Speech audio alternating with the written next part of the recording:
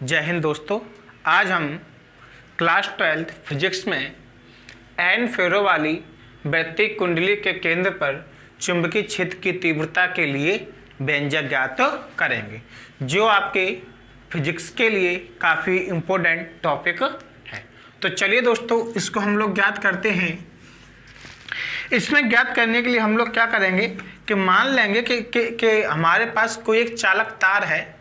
ये हमारे पास कोई एक चालक तार है और इस तार को हमने क्या किया है, एक वृत्तीय कुंडली का रूप दे दिया है। तो देखो दोस्तों, जो जो चीज़ मैं आपको बोलता जा रहा हूँ वही वाली चीज़ हम लोग यहाँ पे लिखेंगे क्या, माना कि किसी चालक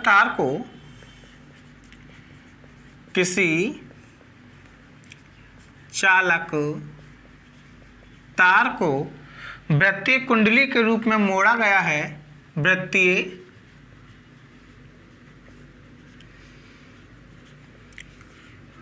कुंडली के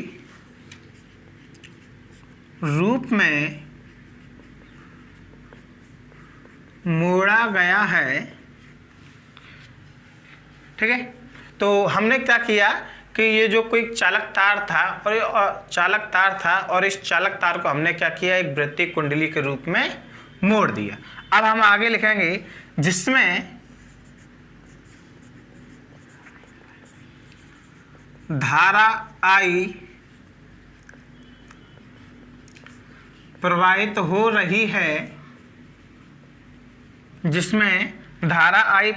रही है, और जिसका केंद्र O तथा त्रिज्या R है, ठीक है दोस्तों। तो जैसा कि मैंने आपको बताया था कि ये हमारे पास क्या एक चालक तार है और इस चालक तार को हमने क्या किया है, एक वृत्तीय कुंडली के रूप में हमने इसको मोड़ दिया है। अब इस चालक में हमने क्या किया, धारा I को प्रवाहित किया, जिसमें इस वृत्तीय कुंडली में O हमारा केंद्र था और केंद्र से परिधि की जो बीच की दूरी थी वो हमने कितनी ले ली, R ले ली। अब हम आगे इसमें क्या करेंगे, तथा यहाँ पे लिखेंगे तथा कुंडली के केंद्र O से कुंडली के केंद्र O से R दूरी पर हमें चुंबकीय क्षेत्र की तीव्रता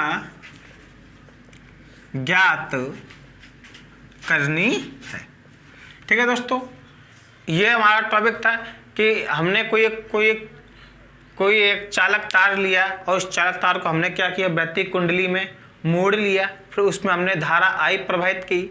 धारा I प्रवाहित करने के बाद इसके केंद्र जो O था, इससे R दूरी पर क्या है, कोई एक परिधि थी। अब हमें क्या करना है, इस परिधि पर हमें चुंबकीय क्षेत्र की तीव्रता ज्ञात करनी। कैसे, अब हम थोड़ा अगली लाइन से लिखेंगे इसमें और लिखेंगे इसके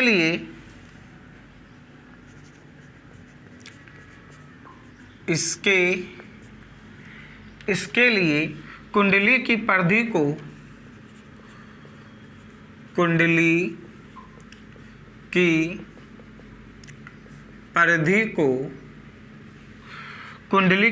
को अनेक अल्पांशों, इसको कुंडली की परिधि को हमने क्या किया, अनेक अल्पांश कैसे, जैसे एक अल्पांश हमने ले लिया AB, दूसरा अल्पांश हमने ले लिया BC, तीसरा अल्पांश हमने ले लिया CD, ठीक है। तो अनेक अल्पांशों AB, BC, CD डैश के रूप में विभाजित किया है। तो इसको हमने क्या किया, इस रूप में विभाजित किया। अब विभाजित जब किया है तो हम लिखेंगे तब वायु सेवर्ट के नियम से। तो देखो दोस्तों, हमारा जो बायो-सेवर्ट का नियम है, तो बायो-सेवर्ट का नियम हमारा क्या कहता है, dB इक्वल टू μ0/4π और यहाँ पर I dl sine theta upon r square. ये हमारा हो गया क्या, बायो-सेवर्ट का नियम। अब देखो दोस्तों, इसमें हम लोग एक काम करेंगे, यहाँ पर अब हम लोग यहाँ पे ले रहे हैं dB फर्स्ट। dB फर्स्ट कैसे, μ0/4π हमारे पास जैसा था वैसा, और I इस वृत्तीय कुंडली में I हमारी धारा प्रवाहित हो रही थी। अब बात करें dl, तो dl हमारा क्या होगा कि हम मान लेंगे कि दो अल्पांशों के जो बीच की दूरी है वो dl होगी। अब ध्यान देना दोस्तों, चाहे हम यहाँ से यहाँ तक की बात करें a से b, चाहे b से c की बात करें, चाहे c से d की बात करें, कोई भी दो अल्पांशों को ले लें, दोनों कोई भी दो अल्पांश को ले लें और उनकी जो बीच की दूरी है वो हमारी कितनी है, dl। जब मैं पहले अल्पांश के लिए ले रहा हूँ तो पहले अल्पांश के लिए dl की जगह पर हम लोग रखेंगे ab और sine theta upon r square. देखो थीटा बराबर 90 डिग्री रखने पर, जब हम थीटा बराबर 90 रखेंगे तब हमें मिलेगा क्या, dv 90 डिग्री रखने पर, उसके बाद हम लोग रखेंगे dB first equal to μ0/4π I AB, क्योंकि हम साइन, आप जानते हो कि साइन 90 का मान हमारा कितना होता है, 1। तो ये हमारा हो जाएगा dB फर्स्ट इक्वल टू μ0/4π और IAB अपॉन r स्क्वायर, और इसको हम लोग समीकरण 1 नाम दे देंगे। इसी प्रकार हम फिर से लेंगे, तब यहाँ से लिख ले, तब अल्पांश एक और हम एक अल्पांश ले, पहले हमने अल्पांश ए बी लिया, अब हम अल्पांश ले लें बी सी। अल्पांश बी सी के कारण, तब अल्पांश बी सी के कारण केंद्र O पर चुंबकीय क्षेत्र की तीव्रता।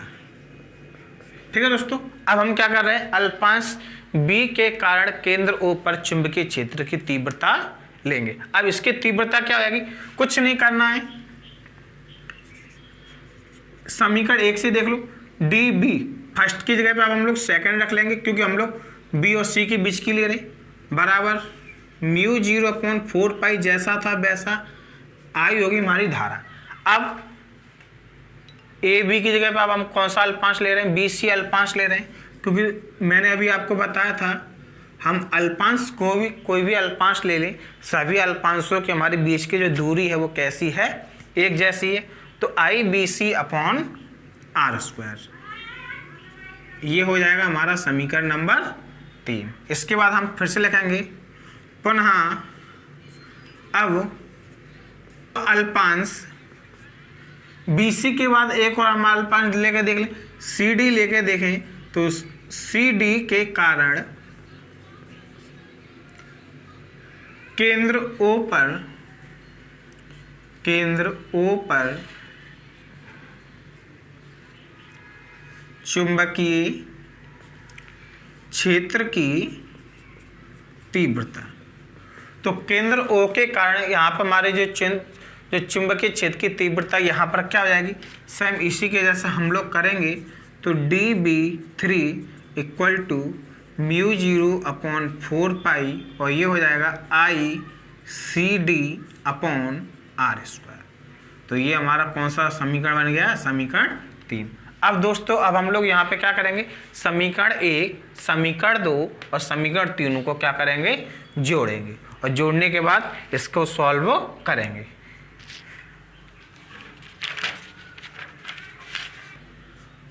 तो चलिए दोस्तों, अब लेते हैं, तब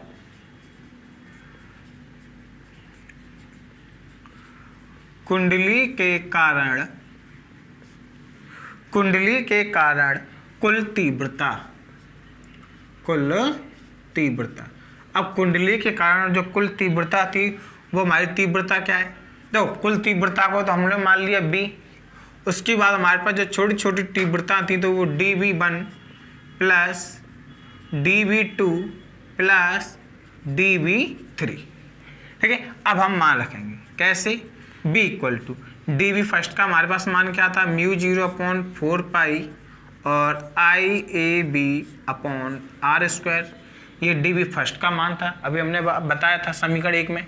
ये समीकरण 2 का मान हो जाएगा dv2 यानी म्यू 0/4 पाई और IAB के बाद अगला हमारा BC आया तो BC अपॉन आर स्क्वायर और dv3 यानी हमारा CD आ जाएगा, यानी कि इसको रखेंगे mu 0/4 pi ICD upon are square.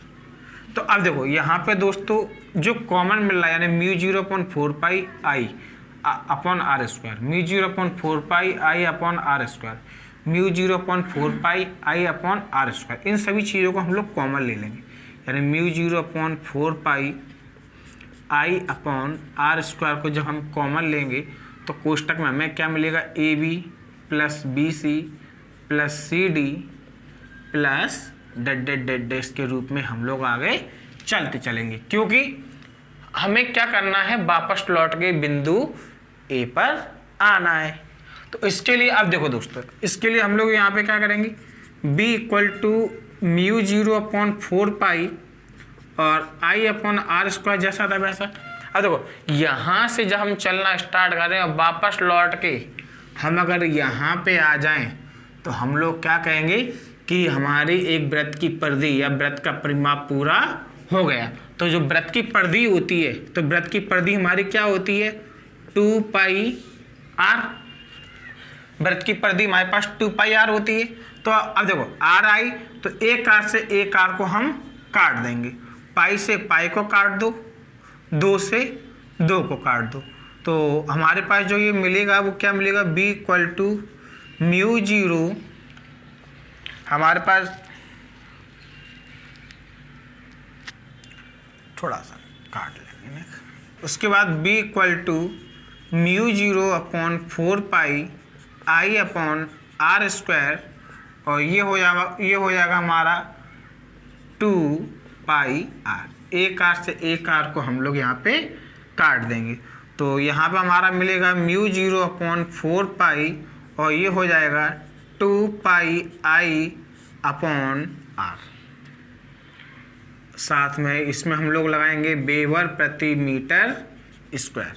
आगे दोस्तों आगे देखो दोस्तों, यदि इसमें हम लोग आगे लिखेंगे यदि कुंडली में फेरों की संख्या, सीधी सी बात है, जब हमने इसको एक तार को जब मोड़ा था तो तार में हमारी कुंडली होगी और कुंडली में हमारे कुछ फेरे होंगे, क्योंकि जब तक फेरे नहीं होंगे तब तक इसमें लाइट हमारी फ्लो ही नहीं होगी, यानी कि लाइट हमारी प्रवाहित नहीं होगी। तो हम लोग यहाँ पर मान लेंगे यदि कुंडली में फेरों की संख्या n हो तो, यदि कुंडली में फेरों की संख्या n हो तो ये क्या हो जाएगा? Mu 0/4 pi 2 pi n I upon R. ठीक है दोस्तों, तो ये हमारा क्या हुआ कि n फेरों वाली वृत्तीय कुंडली के केंद्र पर चुंबकीय क्षेत्र की तीव्रता। तो तीव्रता हमारी क्या आ जाएगी? b equal to mu 0/4 pi 2 pi N I upon R, weber प्रति मीटर स्क्वायर, वेबर प्रति मीटर स्क्वायर। वैसे तो आप लोग यहाँ पे इसको व्यंजक कर सकते हो, थोड़ा हमें और बढ़ा लेंगे नोट में, क्योंकि हमें कुंडली में फेरों की संख्या चाहिए थी। तो वो क्या हो जाएगी हमारी? b इक्वल टू म्यू 0/4 पाई और 2 pi N I upon are, यानी वेबर प्रति मीटर स्क्वायर लिखेंगे। यहाँ पे आगे हम इसको लिख देंगे, यही वृत्तीय कुंडली के केंद्र पर वृत्तीय कुंडली के वृत्तीय कुंडली के केंद्र पर चुंबकीय क्षेत्र